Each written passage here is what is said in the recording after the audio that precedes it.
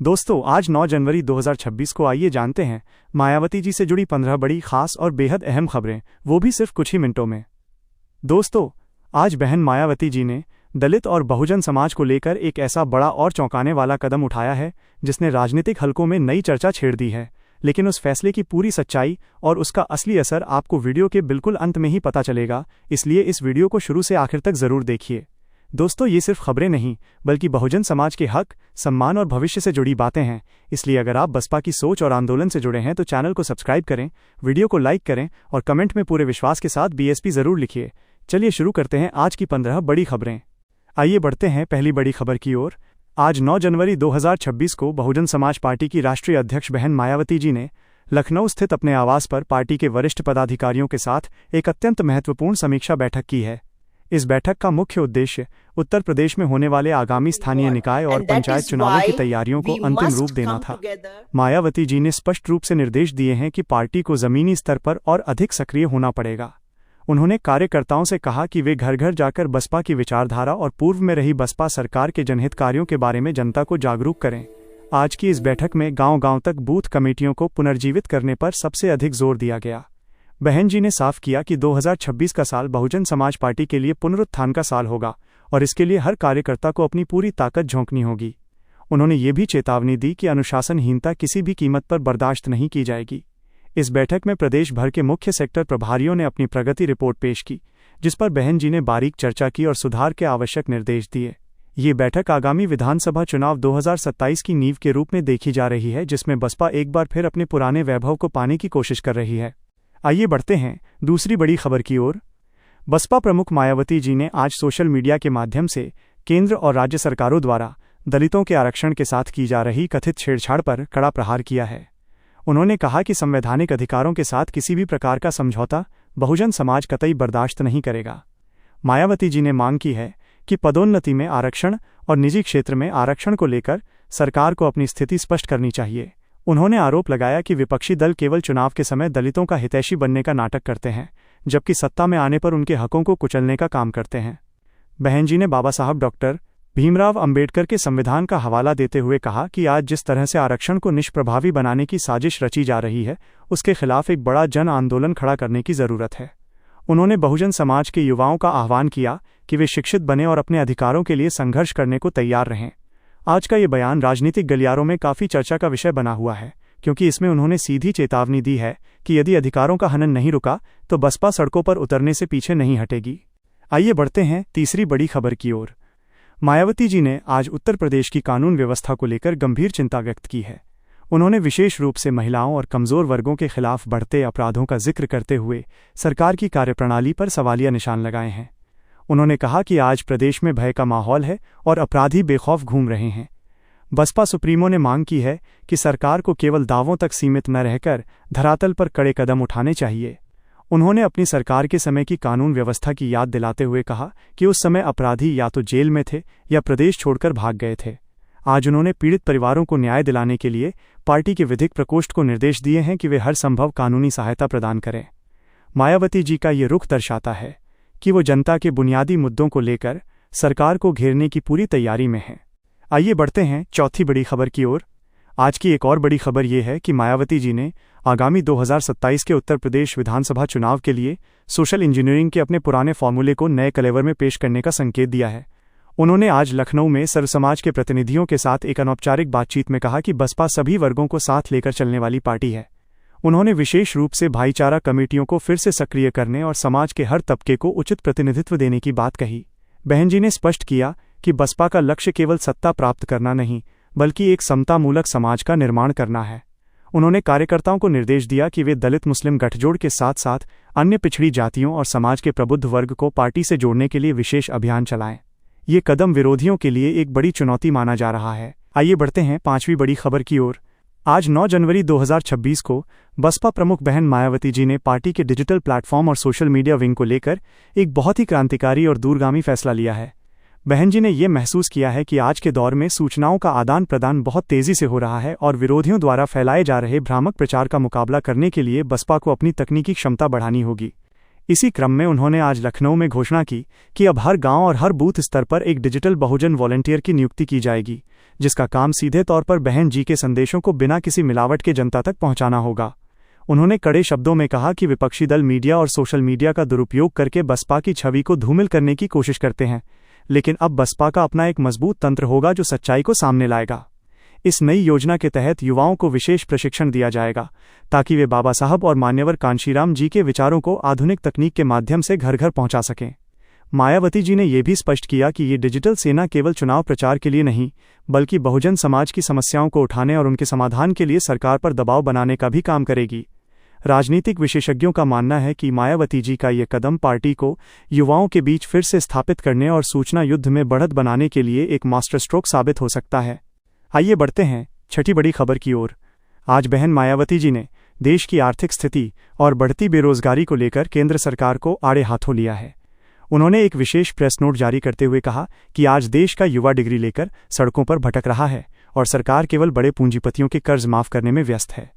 मायावती जी ने मांग की है कि सरकारी विभागों में खाली पड़े लाखों पदों को तुरंत भरा जाए और विशेष रूप से अनुसूचित जाति, जनजाति और पिछड़ी जातियों के बैकलॉग को प्राथमिकता के आधार पर पूरा किया जाए। उन्होंने कहा कि जब बसपा की सरकार उत्तर प्रदेश में थी तब रिकॉर्ड स्तर पर युवाओं को सरकारी नौकरियां दी गई थीं और सफाई कर्मियों से लेकर शिक्षकों तक की पारदर्शी भर्ती की गई थी।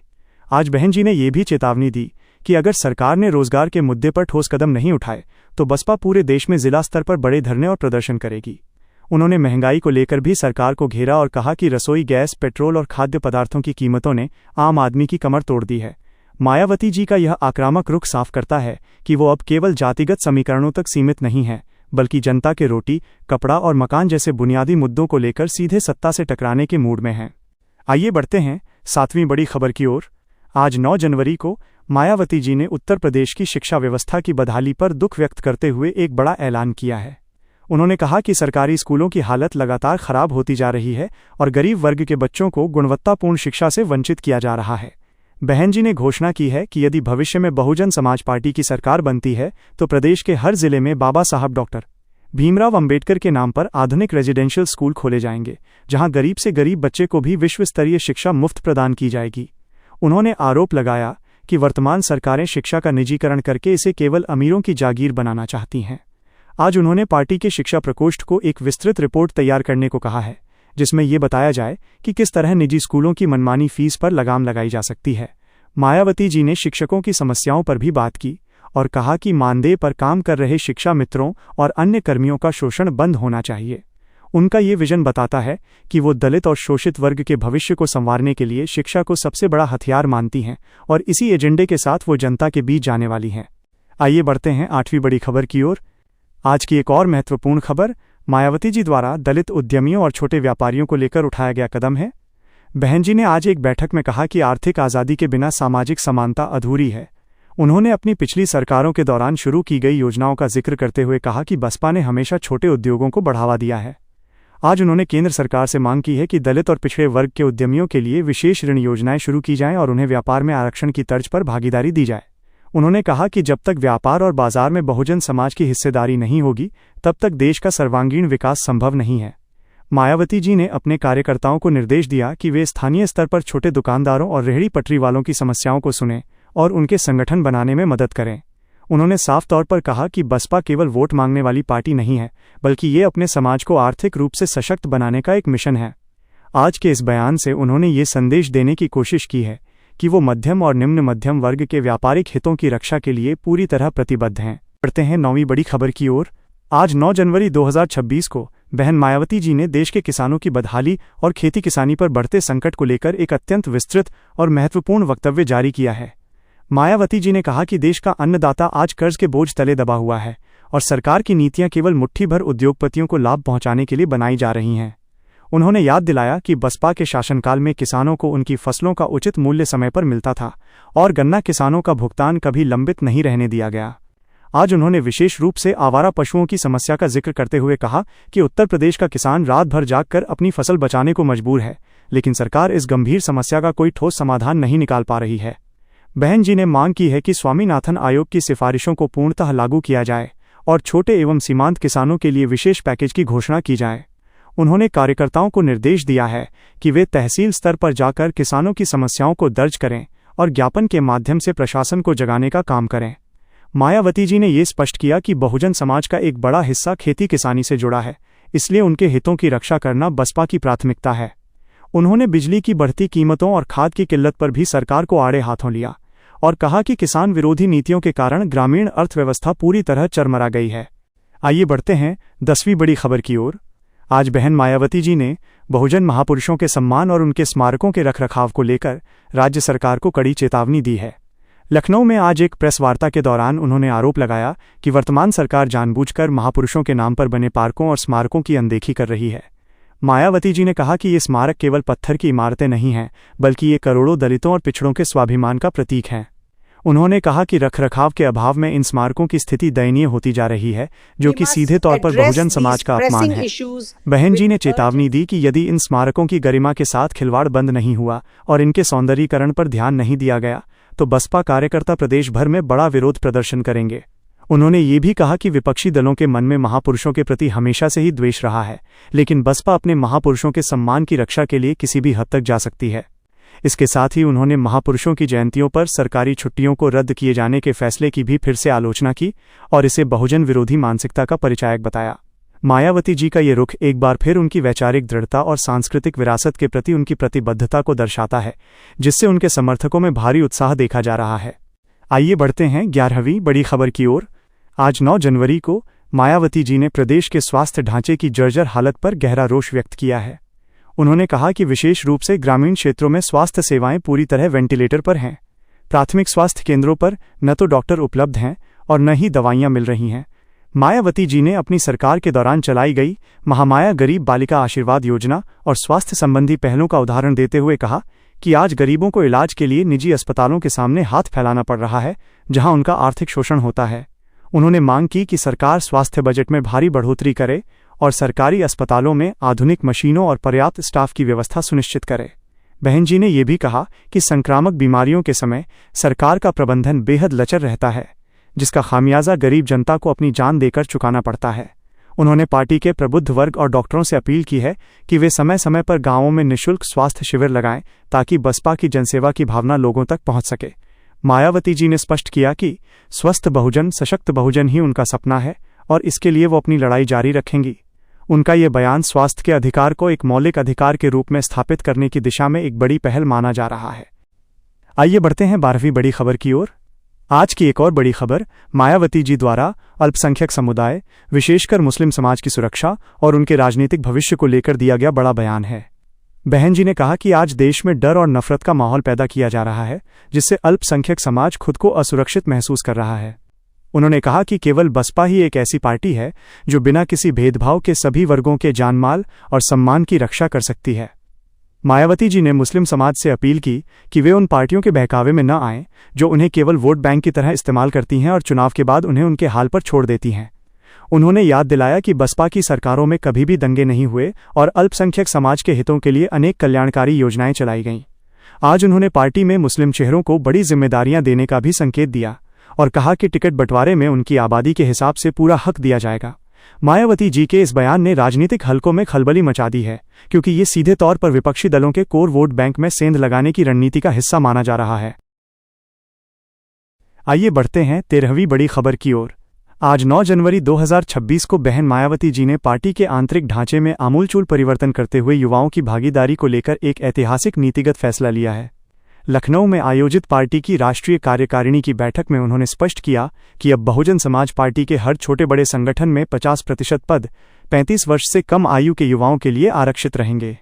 मायावती जी ने अपने संबोधन में कहा कि बाबा साहब और मान्यवर कांशीराम जी ने जिस मिशन की शुरुआत की थी, उसे आगे ले जाने की जिम्मेदारी अब नई पीढ़ी के कंधों पर है। उन्होंने युवाओं से अपील की कि वे केवल सोशल मीडिया तक सीमित न रहें, बल्कि गांवों की पगडंडियों पर चलकर बसपा की नीतियों का प्रचार करें। बहन जी ने यह भी घोषणा की कि आने वाले निकाय और विधानसभा चुनावों में पार्टी उन युवाओं को प्राथमिकता देगी जिन्होंने जमीन पर रहकर संगठन के लिए काम किया है। उन्होंने कड़े लहजे में कहा कि अब वंशवाद या पहुंच के आधार पर नहीं, बल्कि काम और निष्ठा के आधार पर पद दिए जाएंगे। मायावती जी ने पार्टी के वरिष्ठ नेताओं को निर्देश दिया कि वे युवाओं का मार्गदर्शन करें और उन्हें राजनीति की बारीकियां सिखाएं। उन्होंने कहा कि आज के दौर में जब युवा बेरोजगारी और अनिश्चित भविष्य से जूझ रहा है, बसपा उन्हें एक ऐसा मंच प्रदान करेगी जहां वे न केवल अपनी आवाज उठा सकें बल्कि समाज के नीति निर्धारण में भी हिस्सेदार बन सकें।